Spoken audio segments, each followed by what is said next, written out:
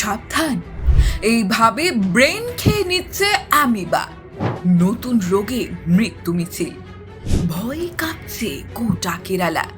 কি এই রোগ, কিভাবে বা এর সংক্রমণ, জানুন বিস্তারিত। মাত্র কয়েক বছর আগেই কোভিড মহামারীর শিকার হয়েছিল গোটা বিশ্ব। লক্ষ লক্ষ মানুষের মৃত্যু স্তব্ধ করে দিয়েছিল মানুষের সাধারণ জীবনযাত্রাকে। শুরুতে কোনো সঠিক চিকিৎসা না থাকায় এই রোগ এত ছড়িয়েছিল। তেমনি আর এক রোগের আতঙ্কে কাঁপছে কেরালা সহ গোটা ভারত। বিশেষ এই রোগের নামটি অ্যামিবিক মেনিনগো এনসেফালাইটিস। এই বিশেষ ধরনের রোগ ছড়ানোর পেছনে রয়েছে অ্যামিবার ভূমিকা। হ্যাঁ, ঠিকই শুনছে, এই অ্যামিবাই সেই অ্যামিবা যার কথা আমরা কম বেশি সকলেই জীবন বিজ্ঞানে পড়েছি। এই এককোষী আণুবীক্ষণিক প্রাণী ঘটাচ্ছে এই সর্বনাশ। কেরালায় এই নিয়ে 3 জনের মৃত্যু হয়েছে এই রোগে।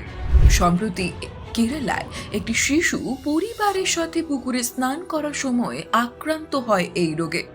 দেখা যায় স্নান করার পর থেকেই তার বমি শুরু হয়েছে। এরপর কিছুদিনের মধ্যেই ভুলভাল বকতে শুরু করে শিশুটি। অদ্ভুত রকমের আচরণ করে, স্বাভাবিক সাড়া দেয় না। পরিবারের লোক চিকিৎসকদের কাছে নিয়ে গেলে প্রথমটাই চিকিৎসকরা বুঝতে পারেন না এর কারণ। পরে যখন ব্রেন স্ক্যান করা হয় তখন দেখা যায় ব্রেনের ঘিলুর 97% খেয়ে নিয়েছে এক অণুজীব।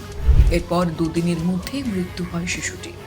চিকিৎসকদের মধ্যে পুকুরে স্নান করার সময় কোনোভাবে কানের মাধ্যমে প্রবেশ করে জল, তাহলে শরীরে এই প্রাণী এবং তারপর সেখান থেকে সংক্রমণ ঘটায় ব্রেন। এই ঘিলু খেকো অ্যামিবা এতই সর্বনাশী যে কিছু বোঝবার আগেই মানুষ মৃত্যুশয্যায় চলে যায়। মূলত প্রাণীটি আক্রমণের 10 থেকে 12 দিনের মধ্যে এর প্রভাব দেখা যায় ও তারপর 4 থেকে 5 দিনের মধ্যে একটি মানুষের মৃত্যু ঘটে। এই নিয়ে ইতিমধ্যেই সেন্ট্রাল ডিজিজ বোর্ডের পক্ষ থেকে নেওয়া হয়েছে বিশেষ সতর্কতা। তবে চিকিৎসা বিজ্ঞানে এখনো অবধি এর কোনো সঠিক চিকিৎসা নাই। এই চিকিৎসকদের দাবি একটু সাবধানে থাকতে হবে। কোনো রকম অসঙ্গতি মনে হলেই ইমিডিয়েট আসতে হবে হাসপাতালে।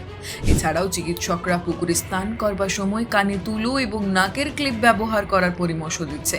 তাছাড়াও পলি মাটি সংলগ্ন এলাকায় এই অ্যামিবার থাকে বেশি, তাই সেই সমস্ত অঞ্চলও এড়িয়ে চলার পরামর্শ দেওয়া হয়েছে চিকিৎসকদের পক্ষ থেকে।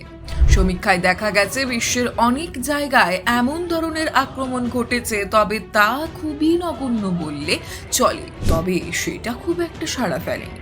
ইতিমধ্যেই এই রোগ নিয়ে ছড়িয়েছে চরম আতঙ্ক।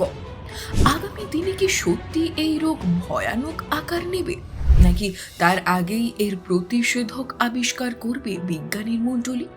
উত্তর দিবে সময়।